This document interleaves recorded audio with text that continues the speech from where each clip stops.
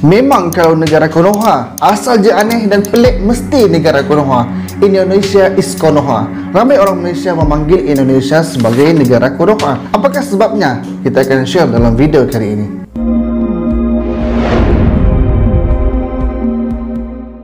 Assalamualaikum warahmatullahi wabarakatuh. Bagi yang belum subscribe, saya Hashim. Bagi yang dah subscribe, terima kasih. Sahabat semua, Malaysia, Indonesia, Brunei, apa kabar? Semoga semua sihat selalu dan diberikan kebaikan dunia dan akhirat. Sebelum ini, bila saya ada buat konten yang berkaitan dengan Indonesia, yang terkait dengan Indonesia lah, maka akan ada sahaja komen yang menyebut Indonesia is Konoha. Memang kau negara Konoha macam tu? Saya pada awalnya pun tak ambil tahulah, tapi makin lama makin banyak pula yang komen macam tu. Jadi saya cuba ambil tahulah. Bagi rakyat Indonesia, video ni tiada niat untuk memburukkan dan sebagainya. Cuma hanya ingin mengambil tahu dan berkongsi kepada yang lain mengenai perkara tersebut, iaitu Indonesia is Konoha. Baiklah sahabat semua, perkataan Konoha ni merupakan satu tempat perkampungan dalam siri anime Naruto Shippuden. Dan anime Naruto ni merupakan ciptaan Masashi Kishimoto yang berasal daripada Jepun. Dan cerita Naruto ni juga adalah fiksyen imajinasi Masashi Kishimoto mengenai ninja. Dan Konoha adalah merupakan tempat lahirnya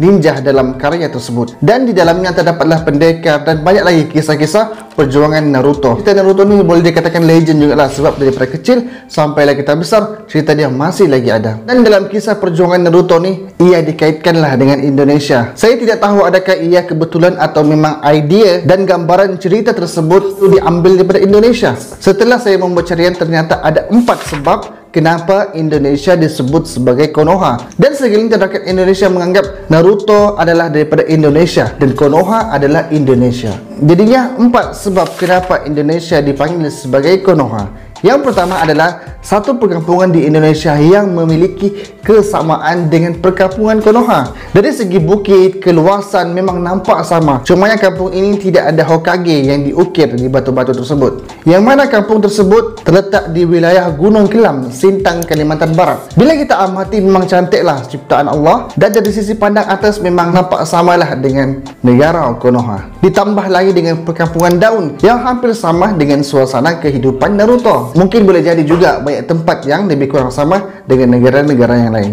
Yang kedua, kataan ataupun sebutan Naruto, nama Naruto adalah familiar di Indonesia sebab kebanyakannya nama mereka adalah lebih kurang sama dengan Naruto. Sebagaimana kebanyakan nama di sana seperti Soeharto, Supriyanto, Bambang Yudhoyono dan sebagainya. Mungkin sebab perkataan Toto tu di belakang, maka ia nampaklah sama dengan Naruto. Gunung berapi di Indonesia disamakan dengan negara api, Hinokuni, sebab di Indonesia banyak gunung berapi yang masih aktif dan hampir menyerupai negara api dalam anime Naruto. Yang keempat, ini adalah persamaan yang luar biasa. Saya tidak tahu sama ada ia diinspirasikan terhadap Indonesia ataupun secara kebetulan ataupun dirancang, yaitu persamaan pemimpin Indonesia dengan pemimpin negara Naruto ataupun disebut sebagai Hokage. Kiranya presiden lah dalam cerita Naruto. Antaranya ialah presiden pertama Indonesia ialah Soekarno. Dia adalah yang membangunkan dan juga mendirikan Indonesia. Dan presiden pertama dalam cerita Naruto pula ialah Hiroshima Senju yang juga pengasas kepada negara ninja.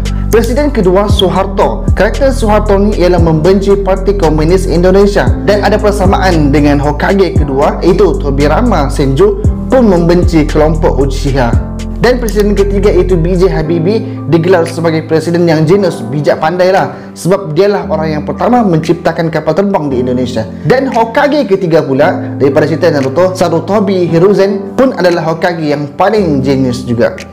Presiden keempat Abdurrahman Wahid ataupun sebutkan sebagai Gus Dur rela melepaskan jawatan demi Indonesia sebab terpalit dengan berbagai isu. Maka Hokage keempat juga daripada cerita Naruto iaitu Minato Namikaze rela juga berkorban untuk keselamatan Konoha melawan Kyuubi. Presiden kelima ialah Hajadiah Permata Megawati Setiawati Soekarno Putri, merupakan wanita pertama yang menjadi presiden di Indonesia dan cucu kepada presiden pertama. Begitu juga Hokage kelima dalam anime Naruto, Tsunade Senju, merupakan Hokage pertama perempuan dan juga merupakan cucu presiden pertama dalam cerita tersebut. Memang samalah daripada segi turutan.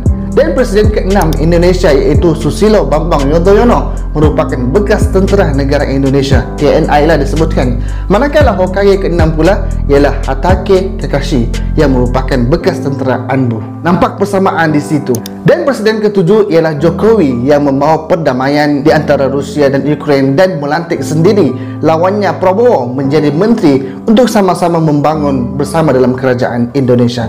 Manakala Hokage ke-7 pula ialah Naruto yang membawa agenda perdamaian di kalangan ninja dan juga melantik lawannya sendiri iaitu Sasuke sebagai menterinya. Jadi itulah persamaan antara negara Indonesia dan juga negara Konoha dalam cerita anime Naruto. Boleh jadi ada persamaan sebab idea diambil daripada Indonesia, mungkin juga ia adalah kebetulan sahaja. Sebab cerita Naruto ni adalah rekaan semata-mata fiction dan imajinasi oleh pelukis sendiri yang berasal daripada Jepun. Adapun bila ada orang yang klaim yang mengatakan Indonesia adalah sama dengan Konoha, tidak apa, sebab banyak persamaan daripada segi Hokage, sebutan, nama dan juga tempat tersebut. Tapi kalau klaim Naruto itu berasal daripada Indonesia, itu agak sukar jugalah untuk kita terima. Sebab Naruto dicipta daripada Jepun dan orang Jepun sendiri yang buat anime tersebut. Jadi sahabat semua, apa-apa pun setiap persamaan kita hargailah dan perbezaan kita raih dalam apa-apa pun perkara. Jika mereka mengatakan Indonesia sebagai Konoha, raikanlah. Itu hak mereka untuk mengatakan yang sedemikian. Jadi persoalan sekarang ni, Malaysia sama dengan anime apa? Komen pendapat anda di bawah. Jadi cukup sekedar itu saja. Assalamualaikum warahmatullahi wabarakatuh.